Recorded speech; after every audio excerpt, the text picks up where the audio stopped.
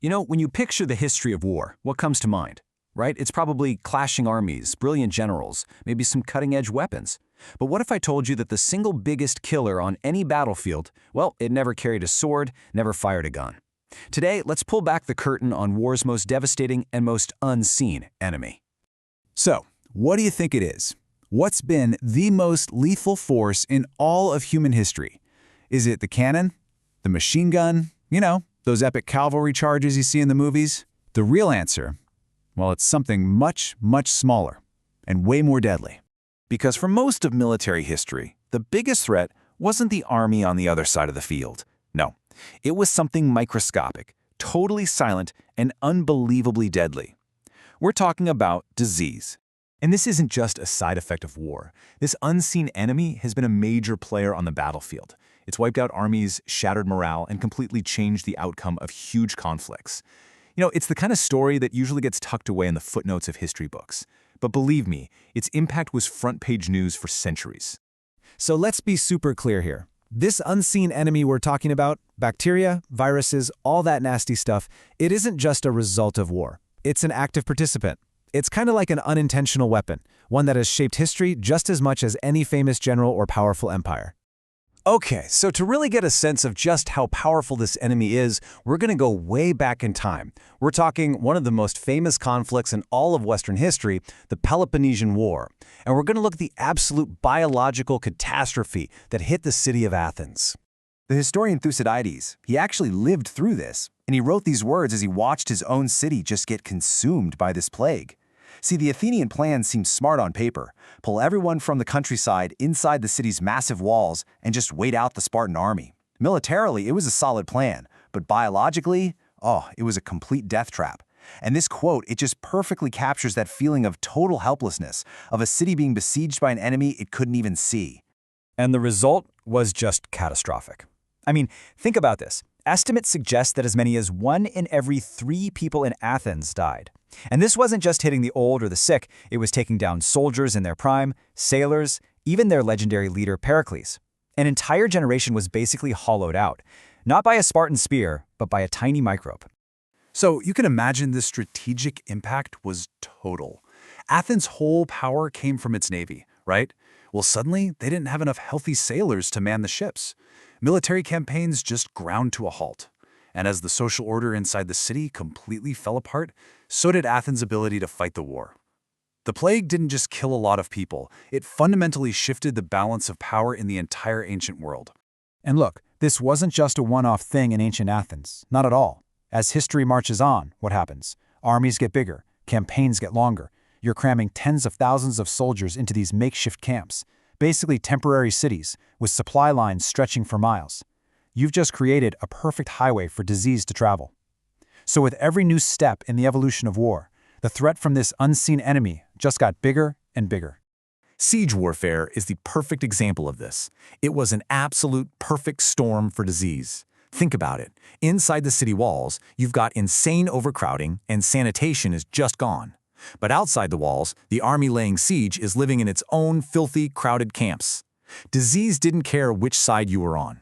It basically turned every siege into a biological war of attrition, where both the attackers and the defenders were getting completely devastated.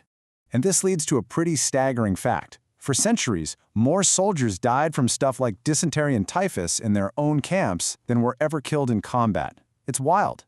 We all hear about Napoleon's famous retreat from Moscow in 1812. Everyone blames the Russian winter. And yeah, that was brutal. But the real killer? It was typhus. They called it camp fever that just annihilated his forces. For the average soldier, the biggest threat wasn't an enemy bayonet. It was the water he drank or the lice crawling in his uniform. All right, so let's fast forward now to World War I, because this is where everything really gets taken to a terrifying new level. You've got modern industrialized warfare crashing head-on into conditions that were basically medieval, and that collision created the perfect incubator for disease on a scale the world had just never, ever seen before. I mean, just look at this grim recipe. It perfectly sums up the nightmare of the Western Front. The trenches were static, they were waterlogged, they were a paradise for germs. You had horrible things like trench foot, which was literally caused by feet being wet and cold for too long, disabling thousands of soldiers. And then you had dysentery and typhus, spreading through all the filth, just sweeping through the lines and weakening entire armies from the inside out. But here's the thing. As absolutely horrific as the trenches were, they were really just the opening act. A far, far deadlier enemy was about to join the fight. And the war itself was going to amplify it, turning the very things that moved the armies, troop ships, railways, into super spreaders for a global pandemic. Yep, we're talking about the 1918 influenza, the so-called Spanish flu. And it hit with just unbelievable force. It's estimated that it infected about a third of the entire world's population. And the war? The war was the ultimate accelerator. It spread the virus like wildfire. You had millions of soldiers being shipped all over the globe, taking this thing with them, from camp to camp, and then, of course, taking it back home. And the sheer lethality was just shocking. If you look at the numbers, especially in the last year of the war, the flu was killing way more soldiers than the fighting was. It just added this whole other layer of horror and devastation to a war that was already the deadliest in all of human history up to that point. So when we take a step back and look at all this, a really clear pattern emerges, right? You just can't separate the story of war from the story of disease. The impact has been absolutely huge, and it hits on so many different levels.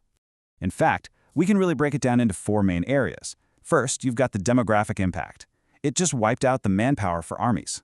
Then there's the psychological hit. It destroyed morale with fear in a way that bullets just can't. Strategically, it could stop a whole campaign in its tracks. And finally, the socioeconomic impact. The effects of these outbreaks could cripple societies for years and years, long after the fighting stopped. So what's the big takeaway here? It's that a country's military might has never just been about how big its army is or how powerful its weapons are. It has always been tied to its biological resilience, its ability to handle these kinds of threats. And the slow, painful realization of that fact is exactly what led to the development of modern military medicine and public health. Being resilient isn't just a good idea, it's a strategic asset. And all of this leaves us with one last, pretty sobering thought. In our world today, which is more interconnected than ever, the pathways for disease to spread are faster and wider than they've ever been. So this history lesson, it isn't really about the past. It's a constant reminder that humanity's oldest and maybe its most successful enemy is always out there, just waiting for its next chance to strike.